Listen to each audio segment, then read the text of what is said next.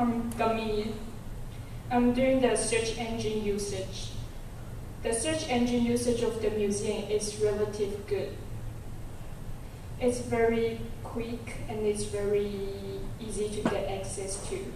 For example, if we take Google as an example, if we enter British museum in Britain, or museum Britain, the first two results that we get out of this search is always the British museum that we are talking about here. As for the search bar within the website, it's also very easy to get access to and it's very quick. It's just situated at the right-hand side of the website. As soon as you open up the web page, you cannot miss it.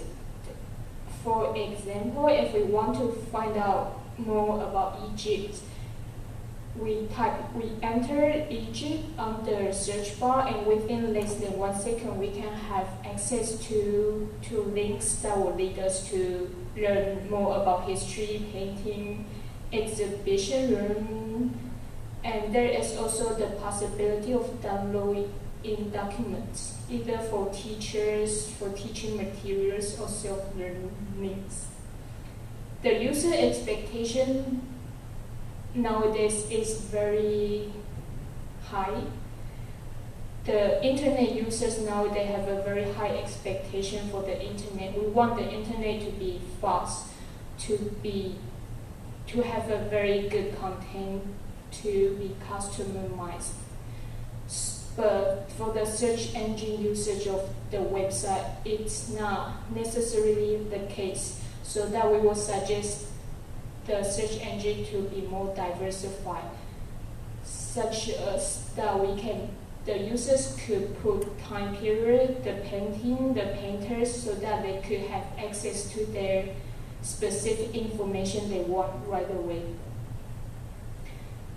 As for the booking engine, under the word visiting on the website, you can see the price, the availability, booking, languages.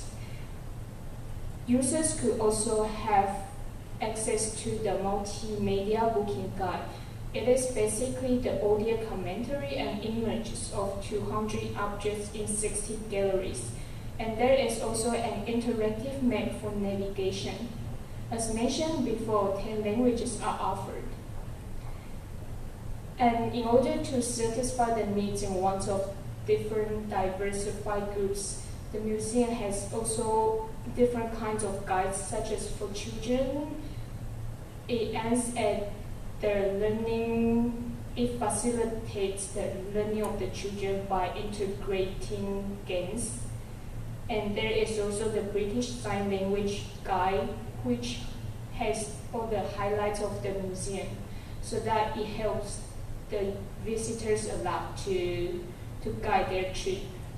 There is also the audio guide for visually impaired people, so that they don't need to depend on other people and they have as much content and information as other people. Now I'll pass to Anna. Thank you very much. We concluded that overall the British Museum is doing a pretty good job in integrating the web marketing into their normal marketing. They're better than most of its competitors because museums normally just use the homepage to give information, but they actually don't really use it as a marketing tool. So they excellently integrated 6 Ps. We were just talking about 6 Ps. And we think they're really, really innovative for cultural heritage using the internet. However, we also have some points they can improve.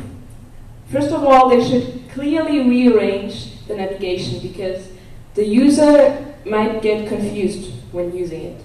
At the same time, they should close the lack of details in other languages and not only have all the information in English. They should remove the information overload on the first page.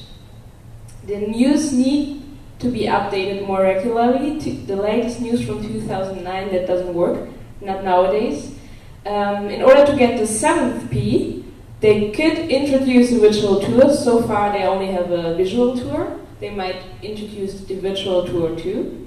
And lastly, they could do some search engine optimization. They're on the first position for British Museum or Britain Museum, but they're not yet on the first position for London Museum or England Museum. So that might be something they could do in the future. So thank you very much for your attention, and if there are any questions, please feel free to ask them now.